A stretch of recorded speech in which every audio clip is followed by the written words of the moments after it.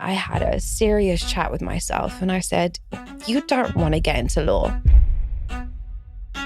So I've never heard of recruitment in my life. There were like 24 people in the room and hour by hour, they were dropping like flies.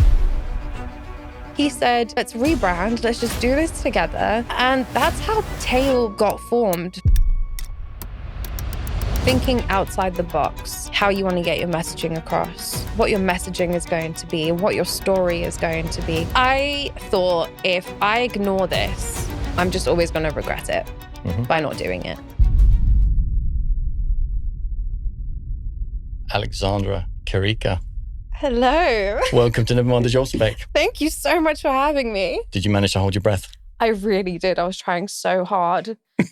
I'm going to laugh in a second. I'm trying to do it in that direction. Exactly. This is like for anybody listening or watching that, this is like a total in-joke. That only you had to be here. Yeah, exactly. Like if you're a guest, you're in the joke. Otherwise, you're not. But listen, thank you so much, genuinely, for investing your time, because I know how busy you are as a founder at this moment in time, as we were discussing when we inadvertently bumped into each other. It's a good spot. I'm not surprised you were there. Exactly. I mean, most founders will find themselves there under the kind of slightly dimmed light of the Hoxton. Co-working, you just need a desk and good coffee. And that's Exactly. it. You're going to go, win. And don't give me any sunlight, because I'm totally focused right now. And quite poor Wi-Fi, considering, or is that just kind of a fashionable thing? It's like, we struggle with everything as a founder, so therefore we should struggle with Wi-Fi as well. That is not something I've ever thought about. But if you don't complain about the Wi-Fi at the cafe, then are you even co-working? Yeah, exactly. I mean, maybe it's a test. They're just kind of like, who is serious of resilience here? Yeah, here. exactly. Yeah, exactly. Yeah. Another resilience test. You don't go through enough. Yeah, exactly. Yeah. This is just another test on that dial, on that Richter scale of resilience. This just seems like a whole conversation. People are like, what are they even talking about? Wi-Fi at the Hoxton. Yeah, exactly. Yeah, You're just kind of, yeah. And we've loosely connected that to the founder's journey. Yes. I think it's a very important thing to talk about. It will become very real to everybody as we come through this conversation, how important good Wi-Fi is to all of us. Real first world problem. Genuinely, I am excited, and I don't know why I said genuinely there, because it seems as though I'm overemphasizing it. But I really got excited about this conversation because of when we first met in person. Yes. And I kind of feel like, hey, I've been, in the audience, kind of witnessing your founder's journey from 2019. I figured it out. You were at Aston Carter. Really? Yeah, you were at Aston Carter. I was at Remitly, and I was open to meeting kind of any agency people. Yeah, agency people that really I thought could add value, because ultimately for me, I would exit Remitly and they'd need some really good partners. Now, those really lazy recruiters that just ping me an email and, a deck of stuff. I was just like, okay, cool, thank you, but no thanks. Yeah. But individuals that were a little bit more tenacious, like you, I was like, hey, I've got to meet this person, even if it could be a situation where I could flip you and you could be the future of Remitly's kind of, I don't know if you remember in that conversation. I do remember. Now said, that you've brought it back, was it during a transition period between Aston Carter and Broadgate? I can't remember. Yeah, it would have been. It would have been right on that, because at the time, I think, if I remember correctly as well, you were going to get your citizenship. Yes. Yeah, you were exactly. kind of getting ready for that as well. I'm British. Yeah. Now. Yay. Oh, hooray. Yeah, exactly. Yeah. Got the citizenship and we've just exited Europe. Damn it.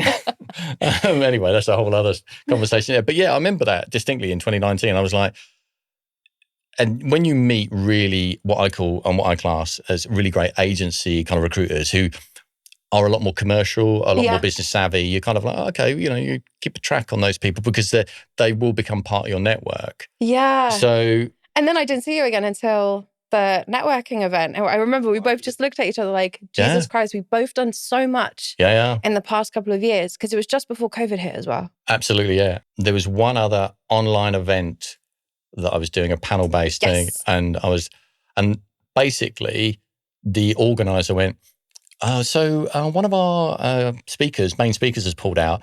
Just so you can pull together an extended panel and fill about an hour. I was like, yes. And there was yourself, Lewis Malla, and another, I can't remember who that was.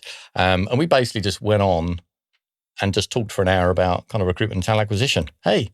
And win. look at us again. Exactly. We're different topic, but... Different topic indeed. But in terms of, for people that don't know you, that haven't seen your TikTok content, Insta content, LinkedIn content, which is, some of it is really quite funny now, which is a brief introduction, please, Alex. Brief introduction. Well, I'm Alexandra Chirica. I started off working in contract recruitment. I had a recruitment agency myself called Tail, where I focused on anti-financial crime, recruitment for fintechs. And then 5 months ago, I launched Recfindr. That's me. Boom, boom. And we will definitely get into every element of that. I am interested, as I ask all guests. Yes. Graduating from Warwick Uni? Yes. Degree in English literature? Yeah. Well, what did you expect the world to offer, Alex? With an English lit degree. Yeah. Yeah. Well, I kind of, from the age of 15 to my final year of uni, my main goal was to go and do law. Wow. That's always been the path in my head. I want to go and study law. I want to go and be a lawyer. And then the intention with the English lit degree was to eventually do a law conversion. Okay, yeah, makes good sense. Yeah, and I remember them saying, you need to have a Russell Group university and study your humanities, and then after that you can convert and do an LPC or something like that. And in my final year of uni, I had a serious chat with myself, and I said, you don't remotely want to get into law.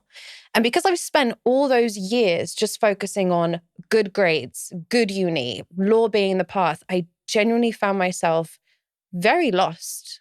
At that point, I thought, well, what the hell am I going to do? I have a literature degree and I have no idea what to do other than become an English teacher.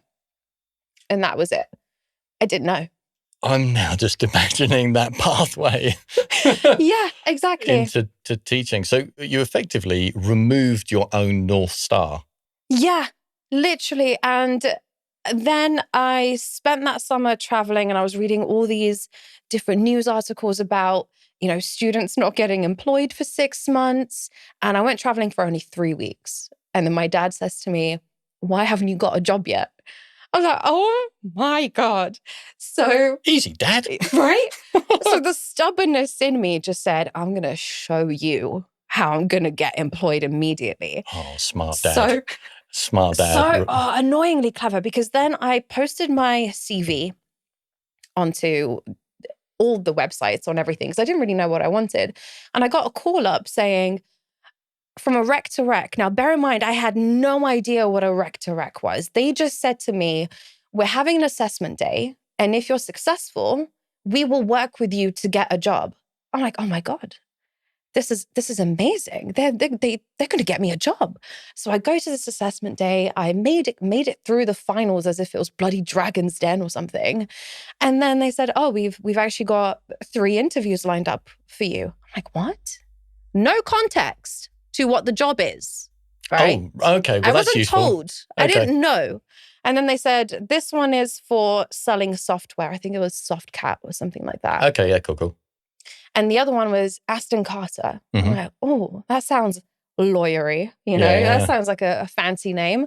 So then Aston Carter had a whole day assessment as well. Now, this was back to back.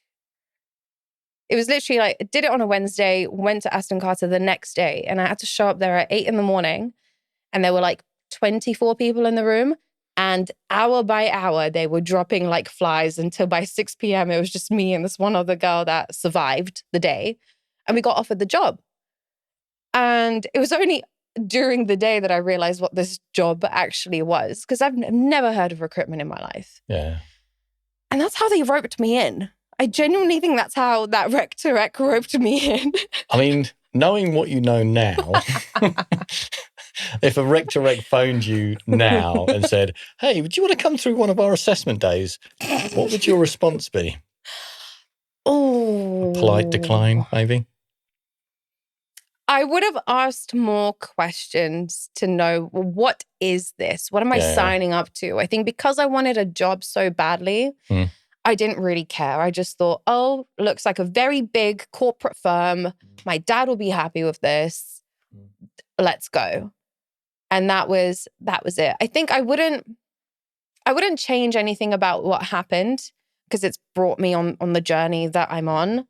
But if I had to redo life again, I would, ironically, I know that there's a stereotype about like English lit degrees going into marketing. And I thought, I'm never going to do that. And now here I am like, oh my God, I wish I did go into marketing. Well, I mean, I would venture you are your one-person marketing team. So, I mean, invariably, you have gone into marketing. I have gone into marketing, exactly. Whether you look at it in a traditional sense or not, you have gone into marketing. That's really interesting, actually, that and I think that was quite indicative of the time, that the kind of large agency approach of,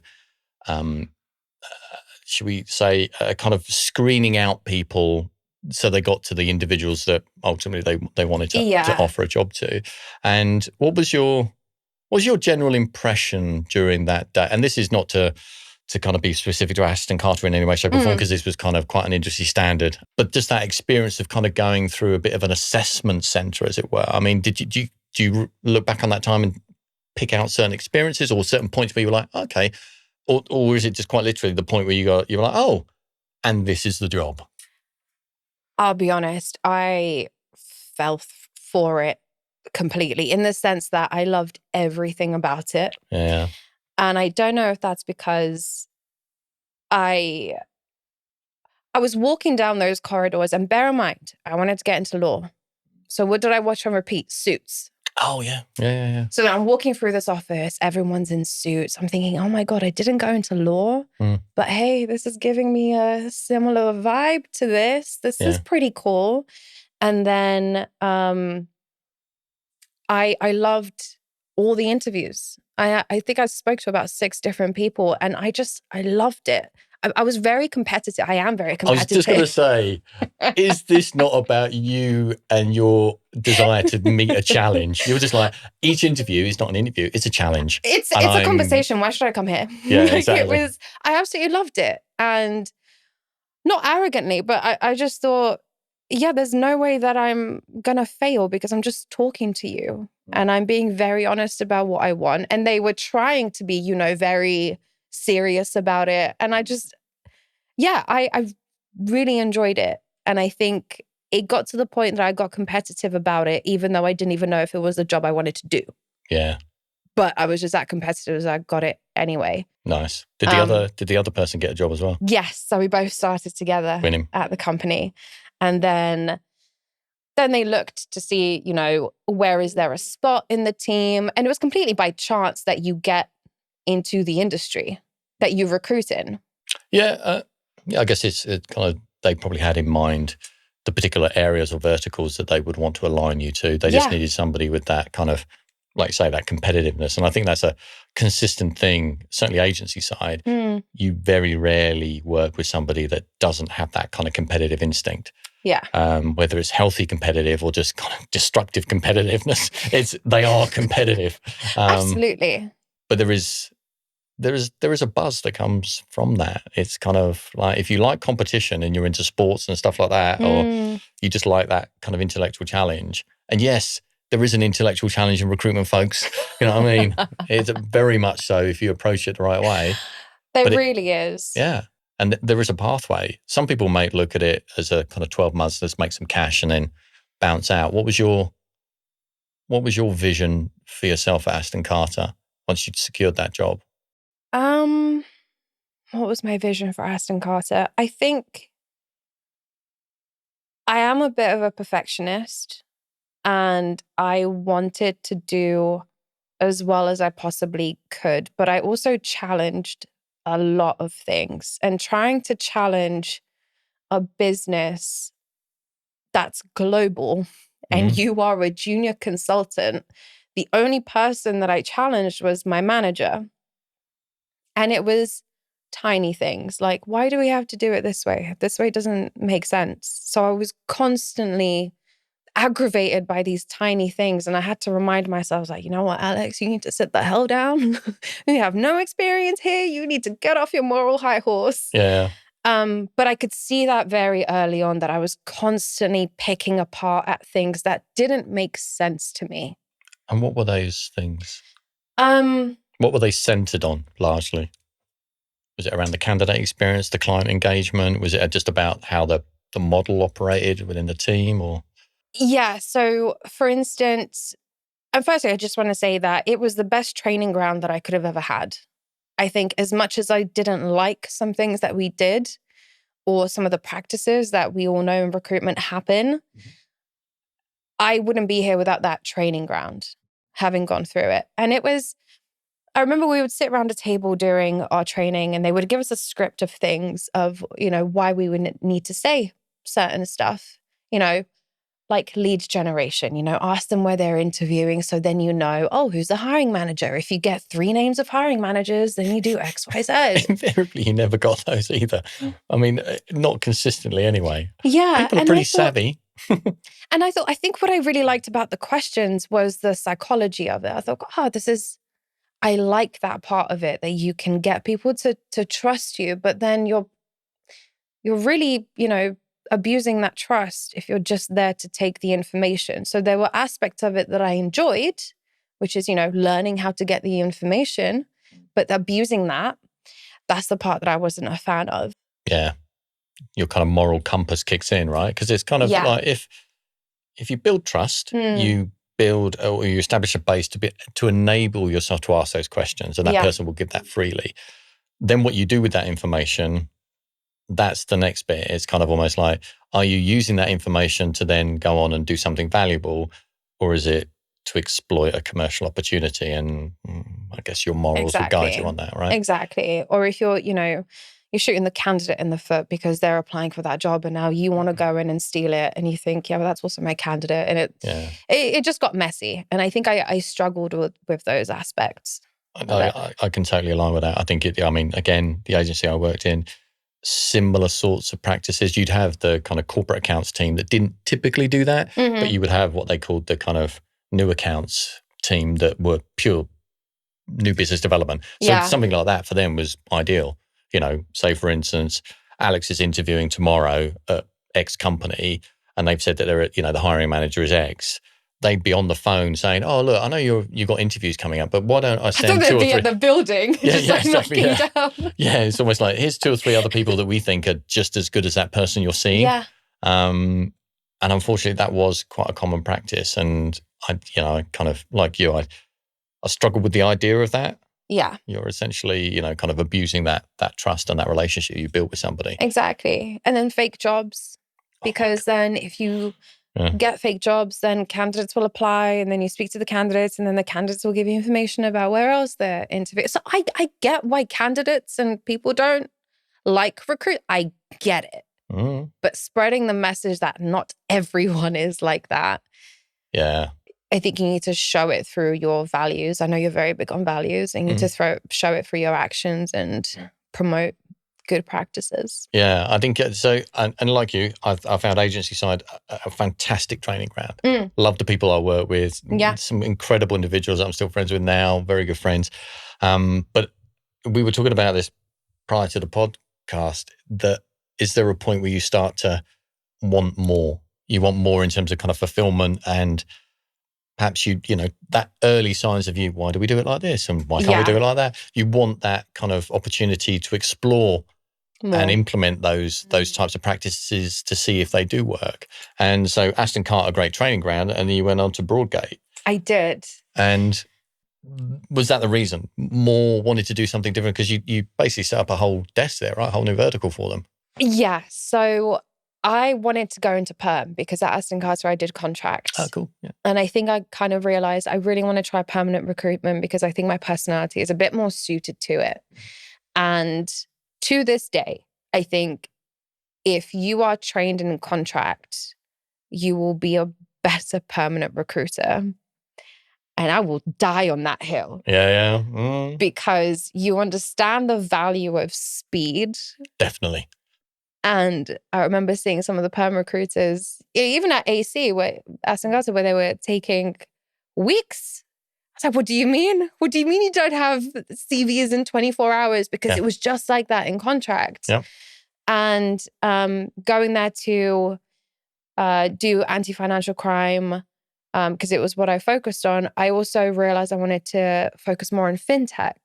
And it was actually roughly around the time where you were seeing the payments companies and the remittance companies and Remitly. And then you had World Remit and all of these bigger payments businesses. And once you're in that area, you naturally go down this route of discovering the fintechs. Oh, yeah, for sure. And I remember Curve. Do you know Curve? Yeah, I remember meeting the CEO of Curve. Yeah. Shahar? Yeah. Something like that. Yeah. I remember seeing them and I thought, oh my God, I love their branding. There was the creative director there called Katie.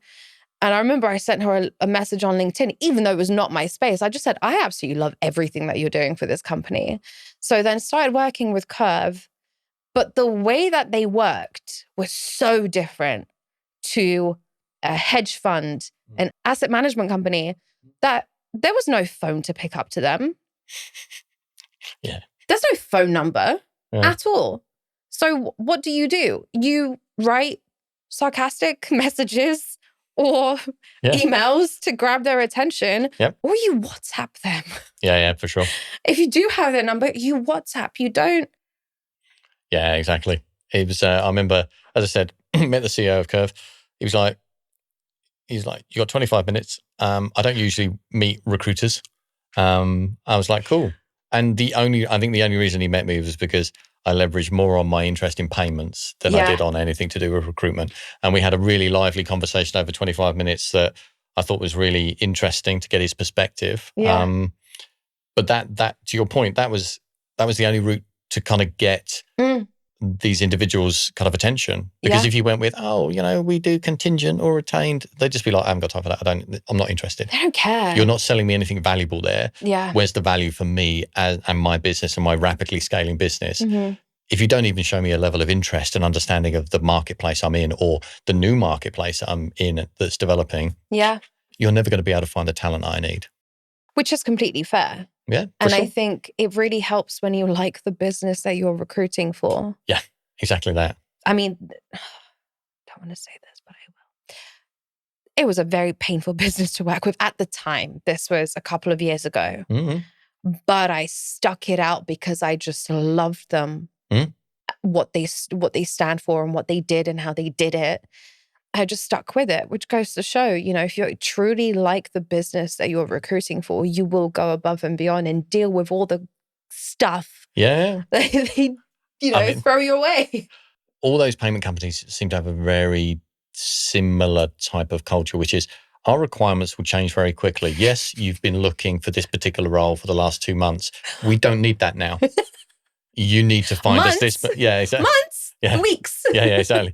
It's kind of almost like, you need to find us this now. Yeah. Don't worry about that. We'll come back to that later. Yeah. And that is contrary to the typical type of cycles you have with like the large insurance asset managers. It's a very, straightforward linear process. We will hire this person, et cetera, et cetera. So you have to kind of absorb some of the changing requirements and just smile. And be like, okay, cool. I'm going to put all the energy that I just put into that last few weeks, I'm going to put it all into this now. I think that there's smiling, and I did this more in tail, but you learn to put your foot down a little bit more after that, because you just think, or you do it right at the beginning. So when I was doing anti-financial crime for tail, I had a lot of founders who got told by the FCA that they need to hire an MLRO. And they have a 60K budget. And then they would get referred to me and I would just have to sit them down. It's like, first of all, you don't need an MLRO. You need a head of compliance because you want your license. Now, after you get your license, then your risk is going to be in payments. Then you need an MLRO. It's like putting your foot down and rejecting business to get more business later on, because you've just demonstrated your value by educating them. Yeah, for sure. And in that payment space as well, the kind of compliance piece was super critical, right? I mean, sometimes, like you say, the kind of the leadership team would be sitting down in front of the FCA or whichever kind of regulatory body in that country, and they needed that person in place, or else things were going to get quite challenging quite quickly. Yeah, I think not that I fell lucky into this, but you find once I realized that, fintechs need this. If they want to deal with money in the UK, you need this. So that became like my BD outreach. Yeah, it's exactly. like, I noticed you don't have a license. Yeah, exactly. You're going to need one. Yeah, smart, really smart. Because ultimately, like I say, you're delivering a solution either that's right-sized right now or one that they will ultimately want and need in the future. Yeah. You're showing credibility by understanding. You're showing value. And again, you're not even talking about recruitment. Specifically, the how will I recruit this person? That bit is not even part of the conversation. Yeah. It's like, you're a business and you need this, and I know you need it because I've worked with all these other businesses and they've needed it as well. And if you don't, you're going to get fined. Yeah, exactly. So you tell me where you want to spend your money. Exactly, yeah. It's kind of like the cost of the recruitment fee or the rather large cost of being fined. I know which one I'd probably opt for. There are my terms to sign there. We don't need to jump on a call. Yeah, exactly, yeah. Don't worry about a call. I know what you're looking for. Just sign the document. So, I mean, Broadgate sounds like, again, it gave you another experience, like contract to perm. And I agree with you. I started in contract. Man, seriously, it was great fun. Yeah. And I used to look at the perm recruiters and think, what are you doing? Whereas we go out, you go out to lunch and then everybody get a message. We've just had a couple of requirements in from X. Everybody comes back from lunch straight in, on the phones and stuff like that. Yeah. So Broadgate gave you that other side, that kind of, if you will, that dual desk, the perm side. But at the same token, that was, by the looks of it, roughly just over a year. Yes. So when did tail start to come into your mind? Or you were like, actually, I'm generating a lot of business for Broadgate? Well, I think Broadgate gave me the chance to play around with different avenues of BD and what I wanted to do. Like, they let me host an event, which went really, really well. Wicked. And different things like this. I remember just going directly to the CEO and going like, hey, I have ideas. Can we please sit down about this? And he gave me the time of day. I was consultant, but it was just nice that there was no hierarchy there and I could just go and have those conversations. And I was really grateful for that. And something just didn't sit with me. And I remember I actually got a job offer in Miami. I was going to move to Miami. Wow. Which is the only reason I got my British passport. Yeah, it makes sense, yeah. And I was flipping my entire world upside down to go to Miami to do pharmaceutical recruitment. I thought, what the hell? I wasn't satisfied with something and I didn't know what that was. Wow, hello left field. So apparently my solution was to just move to Miami for God knows what reason. Could think of worse places to go. Yeah. Agreed. And then I got my citizenship February 2020. And I had my job offer as well in February 2020. 2 weeks after I had rejected the job offer, COVID gets announced. So it was a blessing in disguise. It was, I got a British passport out of it. Great. Which I had to do. Otherwise, I was never really going to do it. But then I was in the UK and I never went to Miami. And I think I didn't want to lose the relationships that I had in the fin crime network. It's an interesting space, right? Love it. Pharmaceuticals. It was just too different. And it's also starting from scratch. And I thought, why am I really doing this? So I had to have a serious chat with myself. And then things got tough. Recruitment businesses got tough. And people got furloughed. Metrics were increased. I think everyone was going through a very panicky period, understandably so. And I had this guy on LinkedIn who dropped me a message. He has his own company. He's 26. He's looking for someone to join. I was like, mate, you do pharma. I can't. This is what I do. And he said, no. I want to rebrand. I want to do whatever. And I was like, okay, let's have a call. And then he was 25. He was making a crap ton of money being a lifestyle recruiter. So he said, let's rebrand. Let's just do this together. I'll give you 3 months salary upfront, and then you can pay me back as you bill. Yeah. And that's how Tail basically got formed. Wow. Through me and Harry never meeting. To this day, we have still never met. Yeah. But he was very impulsive. I was impulsive because I had no risks attached to this at all. And I got the decision on the branding, the name, and it didn't work for him. So we're still very close now, but because he did pharma, the brand was a little bit too casual for that industry. Yeah, I can see knowing the branding of Tail, that would be, it almost appear as a bit of a counterculture to kind of pharmaceuticals, a lot more traditional, a lot more, I mean, from a color perspective. Absolutely.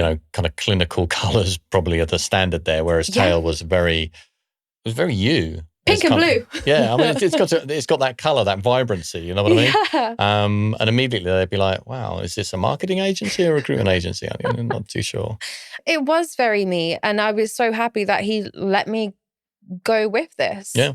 And then that's how I kind of got brought out. I had no intention of ever launching my own agency, nothing like that. It just, Harry gave me the opportunity and I thought, why not? I spoke to my parents. They said, hell yeah, why not? You're at home anyway. There's COVID. Yeah. There's any time to risk it all. It's during COVID, yeah, apparently. Exactly, yeah. You're like, all your chips in. Let's go. Gamble. All on red, thank you. It's interesting that I think, from my recollection, Tail was, for me, probably the first time I started to see you really focus on your personal branding as well. So Tail was almost, there is Tail, this business, but you were very much in front of it. Your kind of personality, the way that you presented, your kind of thoughts on the fin crime market, just, your general sort of tales of working in Tail. And was that a conscious decision, or you just felt like, okay, this seems to fit? No, it was, I've never heard about personal brand before. I had no idea that was a thing. In 2020, don't remember that being spoken about. It was never a focus. And the only thing I remember is that I was talking to candidates constantly because I was trying to help them with their CVs in preparation for when they're going to get employed. And the same pattern of issues were coming up again and again and again. And I was getting frustrated with the lack of knowledge or lack of information accessible to these candidates. And I thought, if I do a video sharing this information and more than one person sees it, you've technically saved me a 45-minute call in doing this. So my benchmark was, if this is useful for at least one person, because I've posted this, fantastic, great. And that was the intention. It was at the beginning, it was literally CV tips all the time, or what the market is saying, or the trends and what's happening. And it got engagement because I actually don't think there were recruiters posting anything. Then. Fast forward to now. I mean, now there's a proliferation of CV tip TikTok recruiters and everything along those lines. But this is my point. I think at the time I saw that, I was like, that's really useful. For me personally, I looked at it, I was like, that's very candidate centric, that's very human centered. That's you sharing your knowledge to help people. Because there was no, and if you want more, kind of DM me and there's a whole pack Subscribe you can buy. to this. Exactly, yeah. It was just kind of, this is free information and I hope it's helpful. Yeah. Yeah. Do you think, did you measure, did you even think of it in these terms? Did that help the brand scale its awareness? Did you get referrals off the back of just being just a genuinely nice human being in recruitment? I know some people think that it's really difficult to measure the ROI of videos, but the referrals that I used to get, and the fact that if I cold messaged someone automatically, if they have seen one of my videos, it takes that message from cold to near hot. Yeah, exactly. Because they message back saying, oh, I've seen your videos. And it just removes that barrier in between. It's like, oh, we've never actually spoken. They usually don't even like my stuff on LinkedIn. That's the thing I don't understand. But they've seen me there. And you build familiarity. Yeah. And that familiarity is so important. I think it genuinely is. And then obviously, referrals. If you constantly are banging on about the same thing, and I was talking about financial crime, that's all people are going to remember you for, which for business, if that's what you do, then brilliant. Perfect. Yeah. Yeah. I think it's always interesting that with kind of social media, there's the active minority and the quiet majority. Yes. And I think people focus so much on the active minority of people that are, likes, comments, shares, all that sort of thing. There's a whole massive majority of people that, like you say, don't interact in any way, shape or form. You wouldn't even know that they'd seen your profile. Yeah. But actually, you get that validation when they're like, oh, yeah, I've seen your content. You're like, look, we're not even connected. They've never even commented on any of my posts. So I think there's always that kind of, I think you, certainly from a personal brand perspective, and like you say, measuring ROI, sometimes you won't see that ROI until it actually materializes. And just tracking what's happening with that kind of active minority is probably not the complete picture, if you know what I mean. Yeah. And I think it's the community aspect for sure. as well. I mean, there are people who have been commenting on my stuff for the past couple of years, and some of the messages that I get from them are so lovely. And even if I post something and then they reply back with, oh, I remember when you were at Aston Carter or this, it's like, crap, that means a lot because you've been here for years, or we've been connected and you've had that community. So I'll never stop talking about personal brand. I think it's by default becomes something that I do religiously. Yeah. And I'm keen to explore that just a little bit more before we kind of focus on Recfindr specifically. Do you think about different channels in terms of different approaches? Because you're active on TikTok, Insta, and some of the TikTok stuff is just generally your thoughts about life and the day. And it's almost like a journal. Yeah. It's kind of a window into your mind on, and that authenticity, I think, really resonates positively with people. Yeah.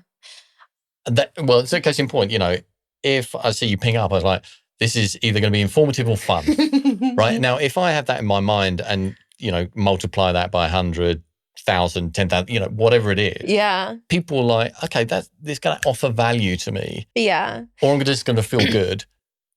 Actually, that's a pretty powerful kind of, quote unquote tool, Yeah. So do you think of it in a strategic sense? Are there certain messages that you intentionally put on certain channels, or is it just kind of like, well, whatever I'm thinking at the time and whatever, app I click into? Firstly, I'll start off with, because it feeds into all of the content that I do. The biggest compliment that I have, and people say this to me without realizing that they're paying me a compliment, is when they say that I'm not different in person to the stuff that I put online. Yeah, for sure. And that to me means so much because I'm not trying to be anything different. So there are, especially on Instagram, I will have a random thought and I thought, oh, maybe someone else has had this thought. And I'll just put it, there's more swearing on my Instagram that I naturally cannot put on LinkedIn. Of course. Slight filter. Yeah. And there's a strategy in terms of what do I want to be known for on LinkedIn? And what's the content that I'm going to put on there? And then what do I want to do on Instagram? I think the Instagram one is definitely more social. It's my day-to-day. It can be my family, my brother, my friends. It's me working from home, dancing around after a really good phone call that I've had. And TikTok, I struggle with TikTok because it's a combination of both. Yeah. It's a combination of the silly, the authentic, and then the value add. And recently, I don't know if you've seen the recruitment horror stories Yes, that I've I been have. doing. Yeah. So now that my audience has changed, the people that I'm trying to be in front of has changed, has been a massive hit from a community standpoint, because now I need to think of the things that I want to speak about that's going to relate to these people, to my audience, or the people I want to connect with. And I remember being in the studio and thinking, what's going to be something that is funny, is relatable, appeals to recruiters and anyone doing recruitment. And there, the recruitment horror stories was born, where it's just a very fine line that can appeal to Instagram, to TikTok, to LinkedIn. And yeah, was it thought out? Not really. It's just having that creative thing. We're just kind of thinking, if you're an audience member, what do you want to listen to? Yeah. What do you want out of it? I'm not intentionally funny. My friends usually laugh at me rather than with me.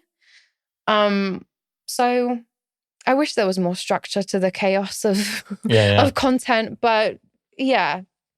I think it's interesting what you touched upon at the top there is just that authenticity. Yeah. Who you are on kind of in the social media world is exactly who somebody would meet on a day-to-day basis, you know, client would meet, etc. And I think your point around just being creative on your social media, I get you. It's almost like LinkedIn, you do have to rein it in a little bit because of the filters they actually apply. So if there's too much swearing and stuff like that, they'll, kind of bury your content, if not give it any light at all. But with, kind of Insta and TikTok, you can be a bit more playful and, to your point, kind of just run with some ideas. Yeah. I mean, you might be like, okay, well, this might be 3 or 4 posts. It might be 10, it might be 20, who knows? But let's give it a go and let's find out. And let's see if it just resonates with people on a human basis. And let's be fair, there is almost a human element to, we like to hear things like horror stories, don't we? Because it makes us feel good and it's probably quite funny as well. Where do you source them in from? Is that sort of stuff that you've experienced yourself and you're being really polite by repackaging it and not naming any names? Is it stuff that's just kind of getting fed to you now that you've started to share some of your maybe horror stories? People are like, oh my God, yeah. And they're sending stuff your way now to kind of see on there. Basically that. Wicked. I've had, some of them, I don't think I've had any terrible horror stories. Are there some that you've not been able to read out or you've seen and you're like, there's no way we can put this out there? Some of them are just... Somebody's going to get sued. Yeah, there were a couple where I thought, okay, there's no way of me making this funny because it's actually not. Yeah. It's actually not funny. This is really traumatic and serious and horrible. And then there's other situations, and I think women in recruitment would have definitely experienced this, which is not really a horror story, but I remember being 21 and I went to a very big bank and I had a meeting with someone and they were significantly older than me. And it was a client lunch. And then they were trying it with me inappropriately. And you think these stories are horror stories. And I wish it was spoken about a lot more, because should I need to have my male director come with me to these meetings? And do I even want to work with that client anymore? Exactly. Where's the line? Do you want to reject this really big client because of this? Or, you're 21 as well. It's a difficult decision for you to make because it's horrible. And I highly think I'm not the only one that's been in that situation. It's an interesting point you make. I think, certainly when I was working agency side, there was always a minority of females working in that kind of boiler room, very male dominated environment. Everybody has the right to feel safe wherever they work. Yeah. But to your point, the reality is there's a business element there that's like, they're almost like, well, that maybe there was a miscommunication. And therefore, then we can still partner with this rather large investment bank, etc. And that's disappointing because it comes back to that moral piece, right? Yeah. In terms of where is your moral compass when it comes to this? is winning business at the, and sacrificing the potential feeling of safety of an individual that you have a responsibility to as an employee. Yeah. It just calls into question a lot of issues that I don't think are specific to kind of recruitment or necessarily banking, but probably more broadly. But to your point, you have the right to feel safe wherever you work. Absolutely. And I think in a sales capacity, there should be just values and rules that say, you know what, we will not work with you if this happens, plain and simple. Exactly or that. My question now to businesses would be, what are you doing to educate the women in your business when they go to these meetings as part of the sales training? What are you doing? Because the conversation is going to look very different from if a man is there or if it's not. For sure. I think it's education and empowering. It's as simple as, if you feel uncomfortable, if you feel like you've got to compromise your professional integrity to win this business, leave. Yeah. And so we do not need that kind of business.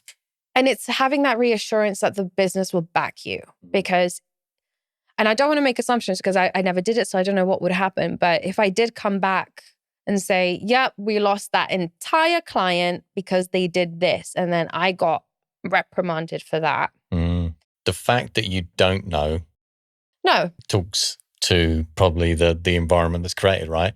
It's kind of almost like if you're kind of like, well, I don't know how that'd go down. It could fall either side depending on the fee, basically. You're just kind of like, oh my God. It's a 50 grand fee? Yeah. No, you're right. It's an interesting kind of sidebar on the conversation, because it does, maybe, I don't know if it does, but now that you're a founder and you control the culture and the environment that your business defines, you absolutely have that final say in terms of the types of customers that you and clients that you will work with. I'm not saying that informed your founder journey, but actually it does. It's what all females should have, whether they're working in a business or working for themselves, is that choice. Yeah, definitely. I think your tolerance level, you get to choose ultimately. And what I found at the very beginning of Tail, and it was a learning process, the amount of people that want to waste your time. They just want to talk to you. They just want to talk to you, or they want you to go for coffees, or they want you, whatever. And I remember just thinking, absolutely the hell not. I need you to tell me, what are we discussing? Yeah. What is the purpose of this coffee? And you just you are very direct. Like, this is my time. Yeah. And sure, we can forge a relationship here, but on what grounds? Yeah. I'm not a free career counselor. You know what I mean? It's kind of like, this is not therapy. Tail sounded to me like absolutely where you were going to land in terms of, essentially starting your own business. Most people probably would have been quite happy with that, right? I mean, kind of then thinking about a tech platform probably would be like, okay, well, maybe we'll give us a bit of breathing space and we'll come to that once, we've got investors on board, et cetera, et cetera. At what point did you start to think about Recfindr? I mean, and just for everybody's context, what is Recfindr? So Recfindr is a platform for fintechs and startups to go and match with the right individual recruiter for the niche that they're hiring for. So in a very Bumble format, the recruiter can't speak to you or reach out to you unless you've matched with them. And the recruiters are also limited to 3 different areas that they recruit in. So you cannot be a jack of all trades on the platform whatsoever. The point being that, by the time the hiring manager has gone there and they've matched with you, it's been qualified to a point that, they're only on the platform for one reason. And they've gotten in touch with you directly because they are looking to hire in cyber, for instance. Wicked. And it's bringing the attention to the individual recruiters that are now dominating the recruitment market. There's more micro businesses starting up every single week. There is 100%. So yeah, that's I what like it that. is. I love the simplicity of it. I like the time-saving element of it. So it's kind of hiring manager, if they're making contact, it's like, we're going to do some business. Yeah. And I've looked at your profile. You look like you can deliver the service that I need. Let's have a conversation that is not a half an hour coffee and we don't know really what it's about. Yeah. And when did I try to figure, when did you actually formally launch? Because you started Recfindr back in 2023, October 20, so kind of Q4, but like most startups, it starts before that. So Yeah. when did you actually go, okay, beta launch, we're out. Here you go. You can jump on board the platform now. February this year. Okay, cool. February 2024, when it was all launched, it's live, it was working. Yeah. But the idea popped up February 14th, 2021. Mm-hmm. It was 9 months into tail. Okay. How? I mean, it's kind of thinking of the overlap there. I mean, there's one thing to have the idea. Why did you pursue that idea? Well, I slept on it for sure. I parked it. I was trying to get rid of it at the back of my head, but the problem was coming up and up and up again and again. Yeah. And the problem being that the fintechs that I was speaking to, I would place the head of compliance in MLRO and they would come back and say, hey, can you find us a CTO? I don't know what the hell that stands for. I don't know what that is. You're like, that sounds nice. No. Good luck. Sure. All the best. And I would try and help them in the sense of getting another agency. Have you ever tried typing in recruitment consultant on LinkedIn and the searches that come up? I can remember typing in recruitment consultant, recruiter in Google. It wouldn't. The first few search options wouldn't take you directly to a company. But yeah, like you said, it's like the Wild West, right? It's like it's so many options, and I think the difference being because I spent little time in agency. I spent 3 years in total in agency. I didn't give myself the time to build a network with recruiters.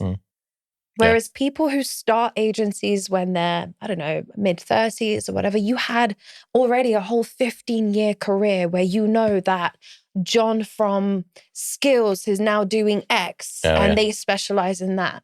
Yeah. If you've been in it 20 years, right? And you kind of been around for a while. Yeah, those type of people.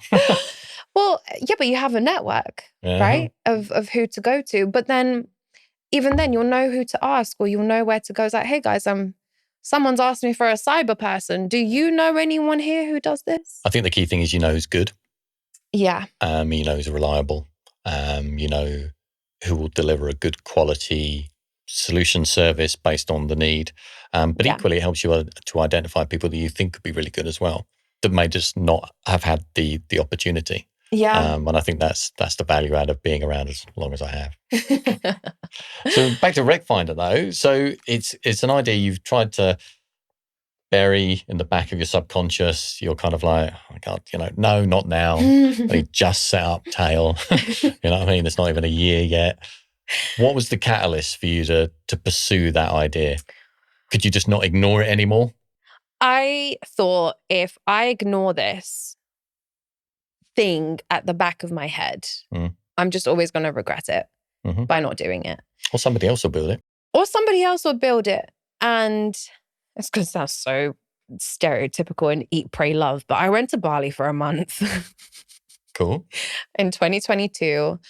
And after that entire trip, I just came out of it saying, screw this. Let's go. What's the worst thing that can happen? You are going to learn so much. You're going to meet incredible people. You're going to learn more about the industry. You're going to learn what works, what doesn't work, what you can do to improve. I'm struggling to see a downside of going on this journey. And then I learned about tech.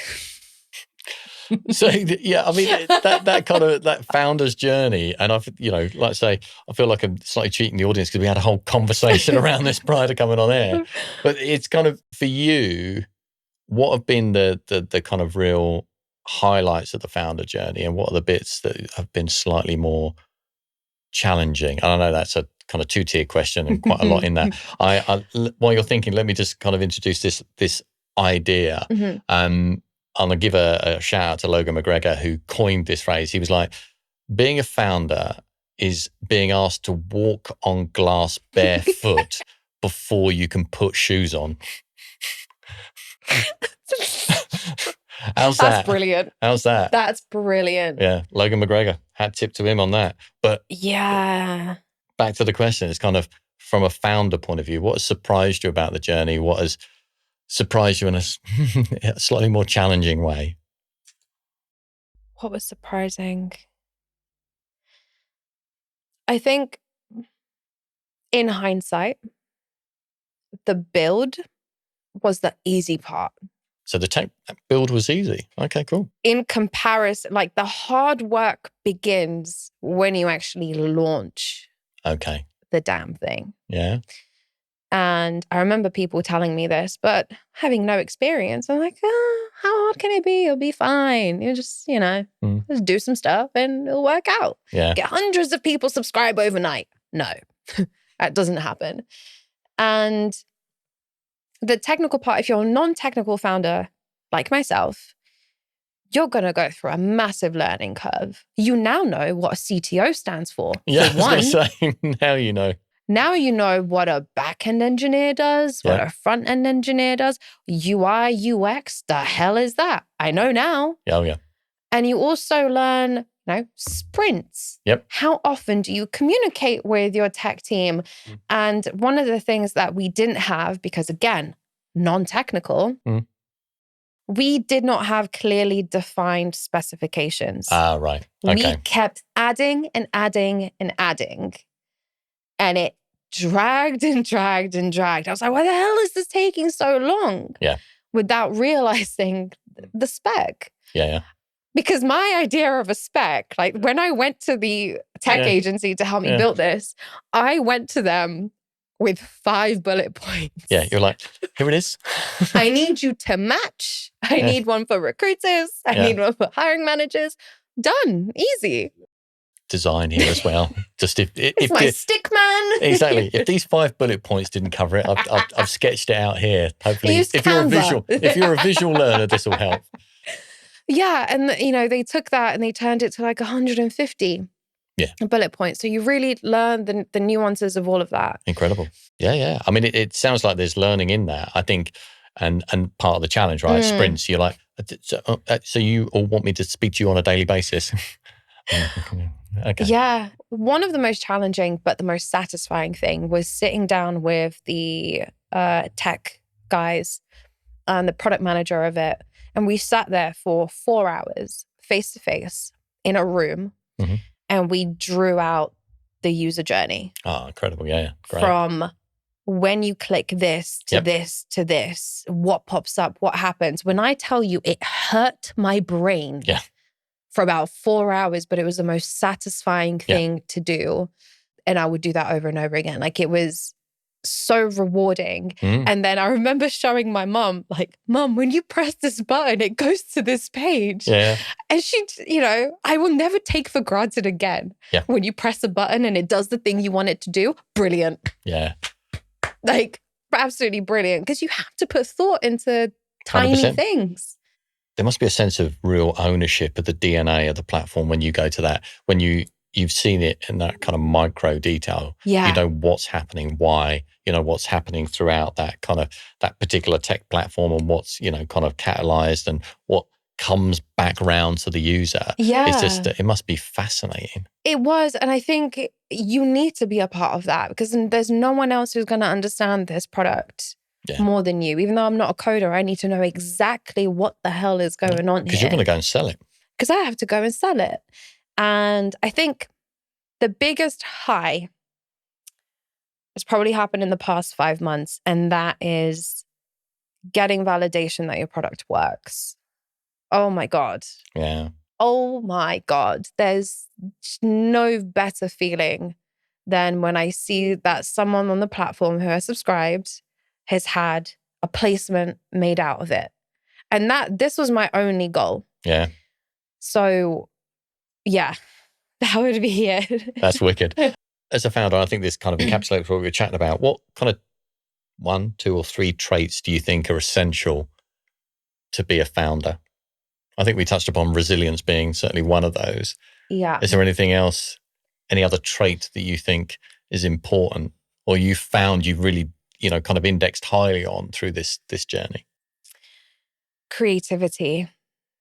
100%. And I don't mean creativity in the sense of coloring pencils, whatever. It's thinking outside the box when it comes to how you want to get your messaging across, what your messaging is going to be, what your story is going to be. Because everyone has told me everything is about stories, how you tell your story, who relates to your story. And if you have a creative way of thinking into how to reach those pockets or get people to relate to you, I think that's a really big advantage. Yeah, so creativity, resilience.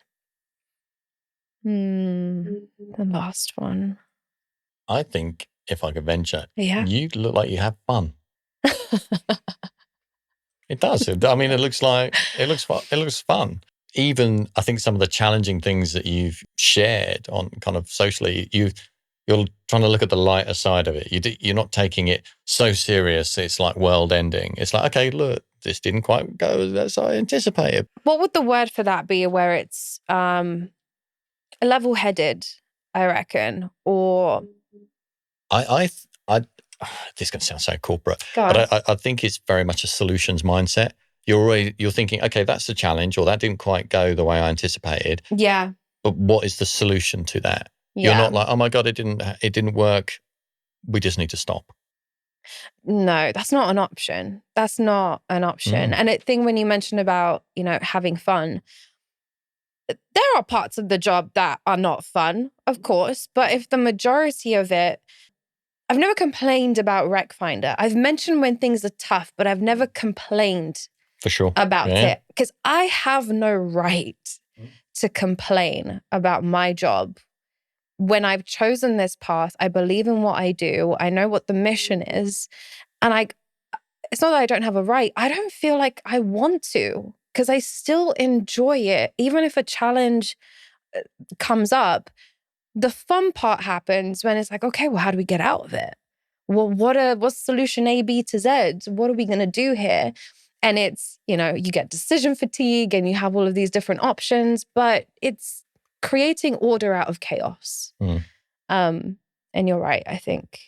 That's a good last one. Yeah. I mean, it like I say, it does sound a little bit corporate, but it feeds into that kind of creativity because you're having to think about solutions that are non-traditional. It may not be the things use your network for it. I think I never used to be able to ask for help. I was one of those people. I was never able to ask for help. And now it's not that I don't have a choice. It's that I really, really value other people's opinion on things massively, because you never know what they're going to say that's going to influence what you do next. Or if someone, a couple of months ago, someone mentioned SEIS to me. Oh, what the hell is that? Do I need to have that? Start Googling around. It's like, oh, just go here and get SEIS. Oh, okay, cool. Let's do that. Now I'm SEIS approved. All right, well, that was cool. If I didn't go and see John at that networking event, this wouldn't have happened. Yeah. But yeah, asking for help. Get out of your own way. Yeah. Get out of your own way and ask for help if you don't know something. I think that talks to equally as well, active listening. You're listening, not just having conversations, you're listening and kind of looking to gain knowledge. Is that right for Recfindr? Is that something that I need to be thinking about? Does that fit into perhaps the roadmap at some point? And on that, as a kind of question to close, what's the vision for the next 12 months of Recfindr? What's on that roadmap? Oh, that's a cheeky question. So I always fall into the trap of saying we. I don't know who this we is at Recfindr. We? Me and my personalities. So the plan is to go for an angel round of investment in September. Heard it here first, folks. If you want to get on early, if you want to get on board now to the first round, angel round, you need to start dropping DMs to Alex now, because you're going to be in a queue. And having looked at the product market fit, and we know what we want to do next based on the feedback, the information, everything, it's massively exciting what we're looking to do next with it. And that's hopefully going to be the plan for the next 12 months, is enhancing the product. Incredible. Yeah. Well, genuinely, I know you're going to be successful for sure. I mean, I'm not even wishing you every success. I know you're going to be successful. Thank you. But thank you very much, Alex, for joining me on the One Job Spec podcast. It's been a real pleasure. Likewise, it's been so much fun. Thank you so much.